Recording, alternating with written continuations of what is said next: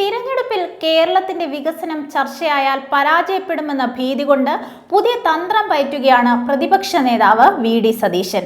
ബി.ജെ.പിയും ഇടതുപക്ഷവും തമ്മിൽ പാലക്കാട്, കാസർഗോഡ് മണ്ഡലങ്ങളിൽ എന്തോ ഡീലുണ്ടെന്നാണ് അദ്ദേഹത്തിന്റെ പുതിയ വാദം.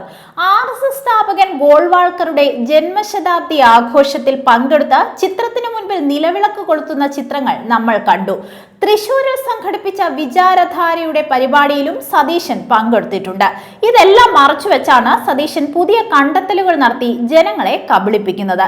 ഇങ്ങനെയൊക്കെ പറഞ്ഞാൽ ന്യൂനപക്ഷ വോട്ടുകൾ UDF ക്യാമ്പിലേക്ക് ഒഴുകിയെത്തുമെന്നാണ് സതീശന്റെ ധാരണ.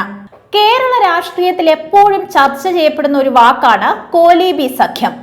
RSS വോട്ടുകൾ UDF സ്ഥാനാർത്ഥികൾക്ക് മറിച്ചു നൽകാൻ നേതാക്കൾ രഹസ്യമായി ചർച്ച നടത്തിയ ആ നാളുകളിലേക്ക് നമുക്കൊന്ന് തിരിഞ്ഞു നോക്കാം.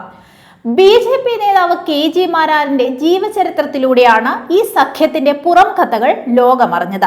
തിരഞ്ഞെടുപ്പിൽ പരാജയം മണത്ത UDF നേതൃത്വം BJPയുമായി ഒരു രഹസ്യ ധാരണയുണ്ടാക്കി.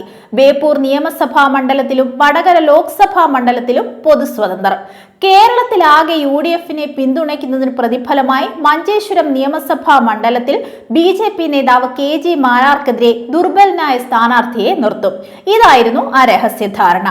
സ്വതന്ത്ര സ്ഥാനാർത്ഥിയായി ബേപ്പൂരിൽ ഡോക്ടർ K മാധവൻകുട്ടിയെ നിർത്താനും വടകര ലോക്സഭാ മണ്ഡലത്തിൽ അഡ്വക്കേറ്റ് രത്നസിംഗിനെ പൊതുസ്ഥാനാർത്ഥിയായി മത്സരിപ്പിക്കാനും തീരുമാനിച്ചു. UDFും BJPയും സംയുക്തമായി തീരുമാനിച്ചു. പക്ഷെ കേരളത്തിലെ പ്രബുദ്ധരായ വോട്ടർമാർ ഈ അവിശുദ്ധ സഖ്യത്തെ തൂത്തെറിഞ്ഞു. ബേപ്പൂരിലും വടകരയിലും ഇടതുപക്ഷ ജനാധിപത്യ മുന്നണി സ്ഥാനാർത്ഥികൾ വൻ വിജയം നേടി.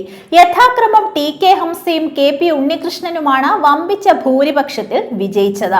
വർഗീയതയുമായി കൈകോർത്ത കോൺഗ്രസിന് ആ തിരഞ്ഞെടുപ്പ് വലിയൊരു പാഠമായിരുന്നു. അന്നു മുതലാണ് ന്യൂനപക്ഷ വോട്ടുകൾ UDFിൽ നിന്ന് അകലാൻ തുടങ്ങിയതെന്ന് പല കോൺഗ്രസ് നേതാക്കളും സമ്മതിച്ചത് ചരിത്രം.